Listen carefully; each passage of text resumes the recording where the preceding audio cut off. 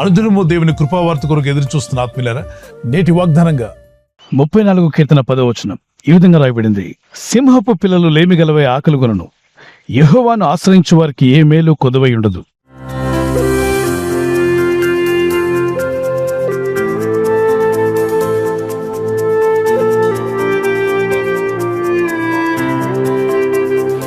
దేవుని యందు భయభక్తి కలిగిన వారికి దేవుడిచ్చినటువంటి గొప్ప వాగ్దానం ఏంటంటే, మీరు ఎన్నడూ ఆకలి కొనరు. అంటే అర్థం, మీ అక్కర్లు తీర్చగల శక్తిమంతుడు ఆయన.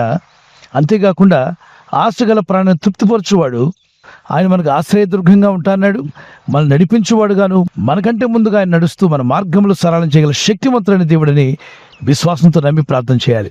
అందుకే ఈ వాగ్దానంలో సింహాల గురించి మాట్లాడుతున్నాడు. సింహపు పిల్లలు ఆకలి కొంటాయేమో కానీ యెహోవాను ఆశ్రయించు వారికి, దేవుడిని ఆశ్రయించే వారికి ఏ మేలు కొదువై ఉండదు. అంటే మీకు అవసరమైన ప్రతి మేలు కూడా ఏ సమయంలో అవసరమో ఆ సమయంలో ప్రభు మీకు అనుగ్రహించబోతున్నాడు.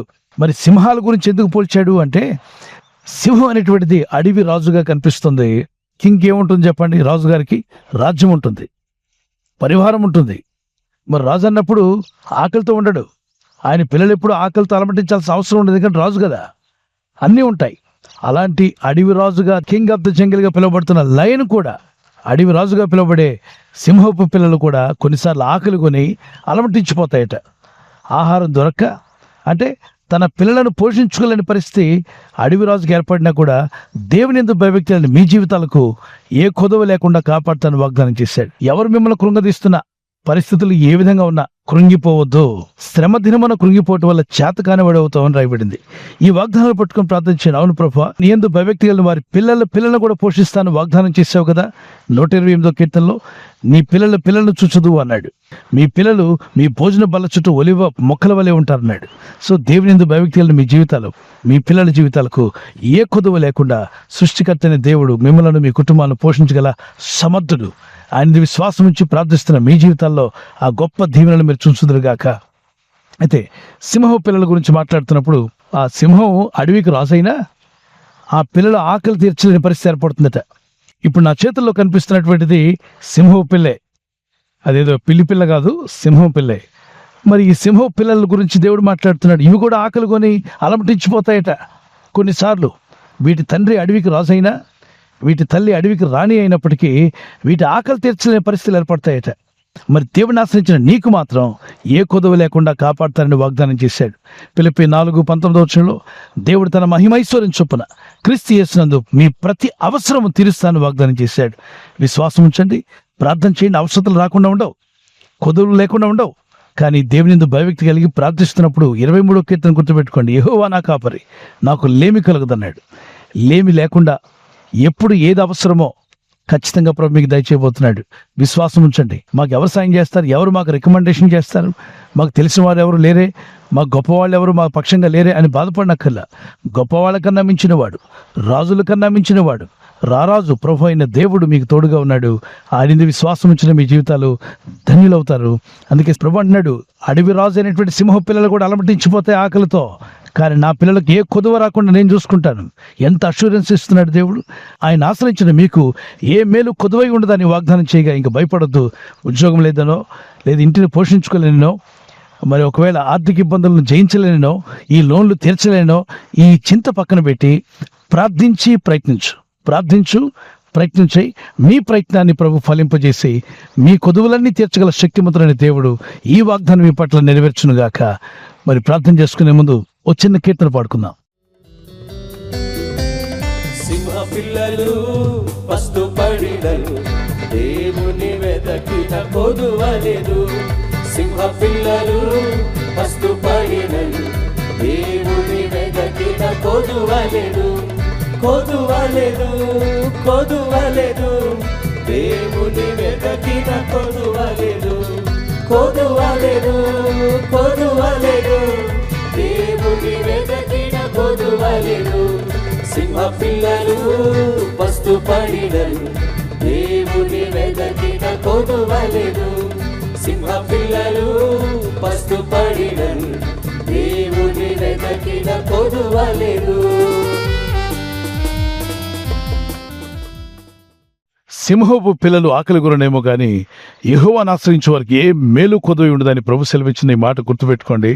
ఆయన ఆశ్రయించారు కదూ, మీకు ఏ మేలు కొదువు లేకుండా ప్రభు మిమ్మలను, మీ పిల్లలను, మీ కుటుంబాలను బలపరిచి నడిపించగల సమర్థులైన దేవునికి మిమ్మల్ని మీరు అప్పగించుకోండి. ప్రార్థన చేసుకుందాం. పరిశుద్ధమైన మా ప్రియ తండ్రి, నీ నామములో ప్రార్థిస్తుండగా నీ ప్రజలను జ్ఞాపం చేసుకునండి ప్రభు. ఈ వాగ్దానం ఎత్తి ప్రార్థిస్తుండగా ఎవరెవరైతే క్లిష్టమైన ఇబ్బందికరమైన పరిస్థితుల్లో ఉండి వేదనతో దుఃఖంతో కృంగిపోయారో వారిని లేవనెత్తున ఆయన బలపరచండి.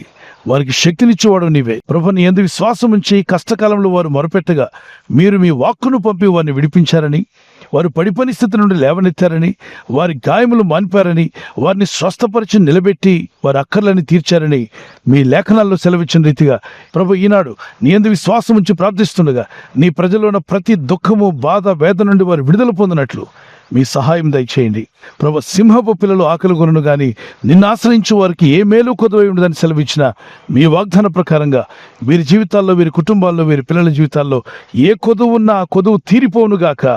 ఈరోజు ప్రార్థించి ప్రయత్నించబోతున్న శంకుస్థాపన అయిన, గృహప్రవేశమైన, ఒక బిజినెస్ ప్రారంభిస్తున్నా, ఉద్యోగ ప్రారంభానికి వెళ్తున్నా, ఒక మంచి కార్యక్రమాన్ని ప్రారంభిస్తుండగా, నేను వారి బిడ్డల వివాహం కొరకు ప్రయత్నాలు చేస్తుండగా వారు చేస్తున్న ప్రయత్నాలు ఫలించలాగున మీ దూతలకు ఆజ్ఞాపించండి.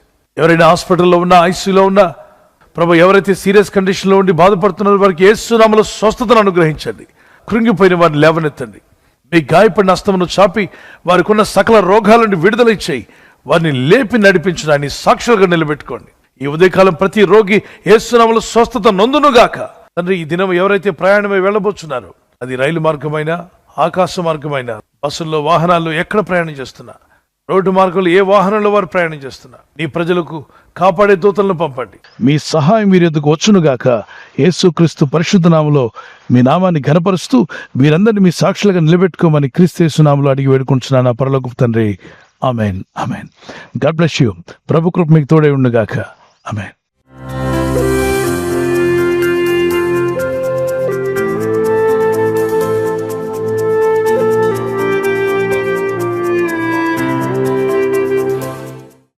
బర్త్డే జరుపుకున్న వారికి happy birthday to you, many more returns of the day. May the Lord bless you. ప్రభునామని కనపరుస్తూ మీరు ఆనందంగా దినమెల్లా దేవుని స్తుతిస్తూ ఉండాలని ప్రార్థిస్తున్నాను. మీకు ప్రామిస్ వర్డ్ ఆఫ్ గాడ్ నుండి, దేవుని వాక్యం నుండి, ప్రొవెర్బ్స్ చాప్టర్ 1:33, సామెతలు 1:33 వచనం. నా ఉపదేశం అంగీకరించేవాడు సురక్షితముగా నివసించును. Whoever listens to me will live in safety and be at ease without fear of.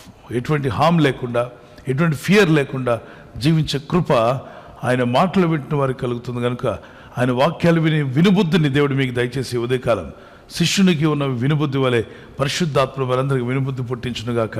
God bless you. Happy birthday to you, many more returns of the day. దయాక్రీడం ధరించేసి మిమ్మల్ని దేవుడు అభివృద్ధి పరచునుగాక. This is what my prayer for you. May the Lord continue to bless you and give you long life. God bless you. Anniversary జరుపుకునే వారికి we wish you happy wedding anniversary, many more returns of the day. May the Lord bless you. ప్రభు అక్కడ ఆలస్యమైతే మరి మీరు silver jubilee, golden jubilee, platinum కూడా జరుపుకునే కృప దంపతులను మీకు దయచేయునుగాక. Promise of God, Isaiah 44:3, I will pour out my spirit on your offspring. నీ సంతతి మీద నా ఆత్మను కుమ్మరించేదను.